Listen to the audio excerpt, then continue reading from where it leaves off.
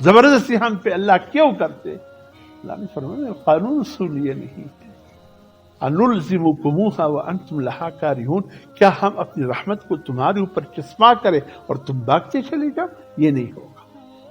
میری رحمت کوئی گری پڑی چیز نہیں ہے کہ تم بھاگو اور میں کہوں لے جاؤ میری رحمت، ایسی نہیں ہے۔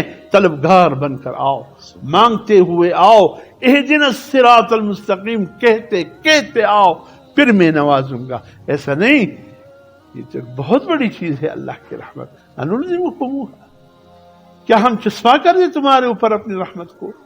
وہم لہا کارہون، اور تم بھاگتے چلے جاؤ میری رحمت سے۔ کل نفس بما کسبت رہینہ، ہر انسان اپنے اعمال کی بدلے میں گروی ہے۔ ہر انسان اپنے عمل نامے کی بدلے میں گروی ہے۔ آپ کے پاس پیسہ نہیں ہے، آپ دکان گروی رکھتے ہیں، مکان گروی رکھتے ہیں، آپ زمین گروی رکھتے ہیں، اپنی قیمتی چیز سونا گروی رکھتے ہیں تاکہ پیسہ لے لو، کام چلاؤ، جب ہو جائے واپس دے کر گروی۔ تو آپ وہ گروی چیز جو آپ نے کسی کے پاس امانتاً رکھوائی ہے، جب آپ پیسہ دو گے تو وہ گروی چیز آپ کو ملے گی نا۔